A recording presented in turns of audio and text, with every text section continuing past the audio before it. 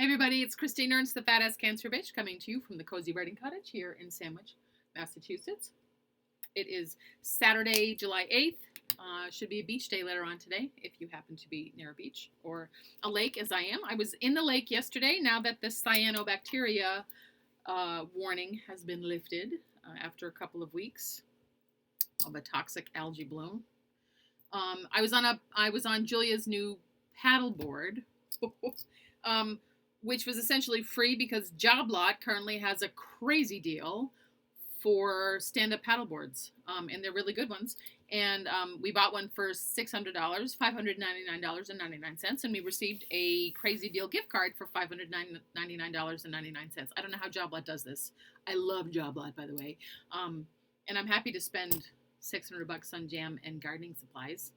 And get a free paddleboard. So it was lovely to be out on the water. We hope that we can bring it to the ocean as well. I've talked to you about my lake before.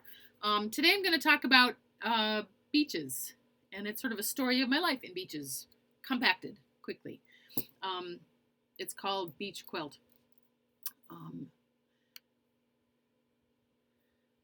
I lose my first tooth at Green Harbor, Mama and Peggy and four little girls, July 1971. The orange jug of bug juice, bologna sandwiches gritty with sand even before we unwrap them. Potty chair on the edge of the old chenille bedspread. The mothers slathered with baby oil, pile of cigarette butts and cans of tab in the sand between them as they odalisque on the lounge chairs lugged from the trunk of the rusty Ford. Stay where we can see you, Mama or Peggy shouts. Not one of us can swim. I swallow the tooth with an Oreo. Solar cane later. Beautiful Uncle Jimmy drowns at Wollaston Beach a night in June 1972. Fishermen find him floating face down. The old three-speed bicycle he borrowed left on the beach with his towel. Her crying wakes me up. Mama is on the couch in her bathrobe trying to read a paperback novel. I bring a glass of orange juice, more tissues, pat her arm. The phone rings. The luggage we packed yesterday is ready at the door for the vacation we will not take. My father, oblivious, does not wake up. The Bridge Club and 12 kids rent 4 Knotty Pine, Knot Crane cottages at Thumpertown Beach, Eastham, August 1978. Flypaper in the kitchen. The grown-ups drink scotch and more scotch. Isn't this paradise? Aren't we lucky, they say. They eat lobsters and play cards while the kids eat hot dogs and play Lord of the Flies. All pecking order in preteen politics. I bring books, which makes it worse. I begin to perceive self-loathing. Shave my legs for the first time with a razor I steal from my cousin. Mama does not notice the cuts, the beauty, the loathing. I hate them all. A blustery day, March 1995. Mama and I and a newborn head down Cape to Marconi. The wind snatches the kite and the string snarls, wraps, tightens around her hands. I'm holding the baby and cannot help. We both panic a little, but she cuts the string with her teeth like a wolf. The kite flies out to sea. Probably should go get stitches for that finger, but we find Band-Aids in the car and go to lunch instead. That damn kite cost $30, she says, over onion rings and strong coffee.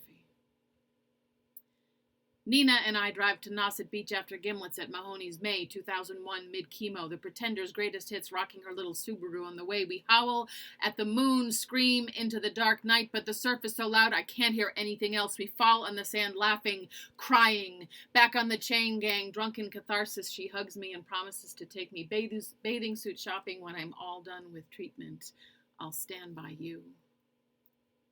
Me, husband, daughters, Town Neck, July 2010. I slather the toddler with sunscreen. The teenager is too cool and places her towel not next to us. Michael has cut a hole in the middle of the old chenille bedspread for the umbrella. I wear a bathing suit I paid too much for because the tag said slenderizing panels. Chips, salsa gritty with sand, sangria. Big girl brings little girl to the water. Stay where we can see you, I shout. Scrabble, he wins. Boggle, I win. The girls laugh. He kisses me. More sangria. Not slender. I nap in the sun.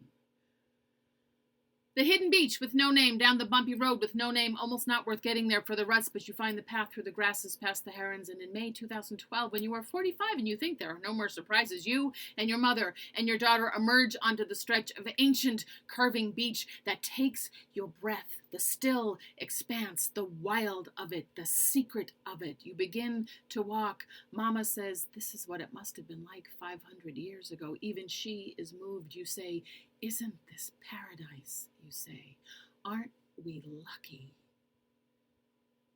August 2022, she is 87 and afraid since she broke her leg last year, on my birthday, by the way, but my sister and I take an arm and walk her out into the gentle surf as if she were a child. She has not been in the ocean in 5 years, but she had that valve replaced in February and bought a new bathing suit from Land's End in March. So there's that. She is unsteady, and we remind her how she used to love to swim. She frets about the rocks. There are no rocks, Mama. The seaweed.